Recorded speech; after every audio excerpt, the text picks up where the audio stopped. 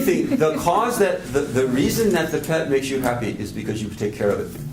Because you can take care of it. You have something to take care But it of. reciprocates more than a person sometimes. That's because you've taken care of it. The only way that anybody's ever going to reciprocate is if you take care of it. See, you've got to put it out there to get it back. And that's why. Of course, that's why. That's why people want pets. Actually, is they want something to take care of. There's something like deep-seated in us that knows that this is actually the way to true happiness. This is why people want children. Actually, this is the desire to have children, is to take care of some other being. You see, and because we know at some level we know this is the real source of happiness. And we have other kinds of examples of this. If you go to visit a shut-in, for example, in an old folks home, and you spend 5 minutes of your precious busy life, talking to them, and you see the look in their eyes as you're leaving, going, "Thank you so much for coming," like that. Then you know what real happiness is. You see, then you know what the real source of happiness is. You get some inkling. You see, a whole different kind of feeling than just buying another DVD or That's not real. You get that like cheap happiness of buying like a new pair of shoes or a new DVD or something like that. You get it. You can feel the difference. It's like tinny. It's like a tinny happiness, as opposed to like that deep happiness, that resonant happiness, or the happiness that you get when you give somebody just the right present, and you see them open it up and you go, "Oh, this is I really wanted this."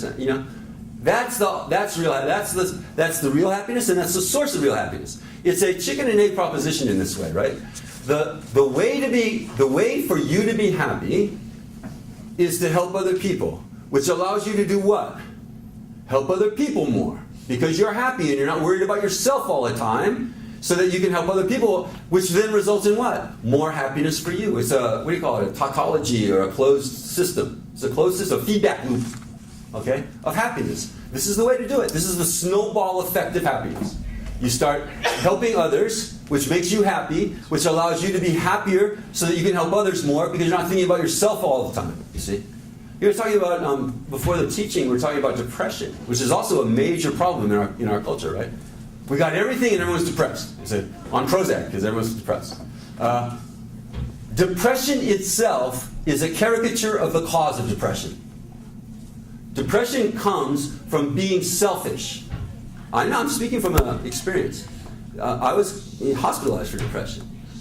Depression comes from worrying about you all the time and not caring about other people, which results in what? A state where all you think about is who? See, if you're really depressed, all you can think about is you and your problems and how bad you feel and so forth, which is just it's a downward cycle. It's a downward spiral of cause and effect. The more you're thinking about you all the time, the more depressed you get. And the more depressed you get, the more you can only think about you all the time. So it's the opposite. It's the other end of the same spectrum, that on the other side of the spectrum is how to be happy. How to be happy is start worrying about other people all the time, or as much as possible, which makes you happier and then able to worry about other people more. Okay. So that's one way to talk about how to be happy. Why we're not happy, I already mentioned. One, first and foremost, we don't believe in it. We don't believe in the real causes of happiness, so we keep recreating the causes of our own suffering.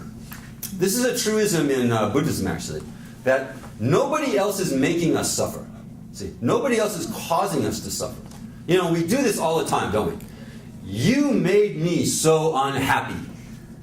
You ever said that to anybody? Right? And we also say the other side. This is the other side of that same coin. You make me so happy. Oh, Mr. Right, I finally found Mr. Right. Mr. Right, making me so happy now. I finally found somebody making me happy. So thinking that person has that capability to to exude happiness vibes at you. Where you're just like, whoa, I'm happy. And then, here's the time-elapse photograph on Mr. Right. You all know how this goes, right? Mr. Right, you're making me less happy. You're kind of neutral. Mr. Right turns into Mr. Neutral. And then, more time-elapse photograph. You making me so unhappy. You're Mr. Wrong now. Mr. Right turned into Mr. Wrong. How'd that happen? He changed. Right? Changed. That's what we say. You once were making me happy. You've changed. Now you make me so unhappy. Okay. Mr. Right didn't change into Mr. Wrong. Mr. Right did not change into Mr. Wrong. Your karma, your seeds for having a Mr. Right wore out. Why? Because you didn't worry about how to make Mr. Right happy. All you were worried about is how Mr. Right was going to make you happy. And that's how all relationships go wrong. All relationships go wrong in thinking, one, that they outside you, that something outside you has the power to make you happy. And two, not realizing that the only way that you got to Mr. Right in the first place was how? Being kind and helpful to other people, you see, making them happy. So you find Mr. Right, and then you just like soak up the good karma for a while that brought you Mr. Right. You say,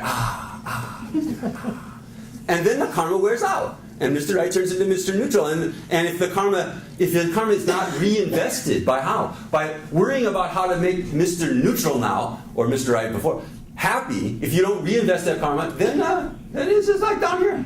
Then it's down in the toilet. Then Mr. Right turns into Mr. Wrong. Because you haven't reinvested the causes of how you got Mr. Right in the first place. See, Mr. Right isn't out there. Mr. Right coming from you.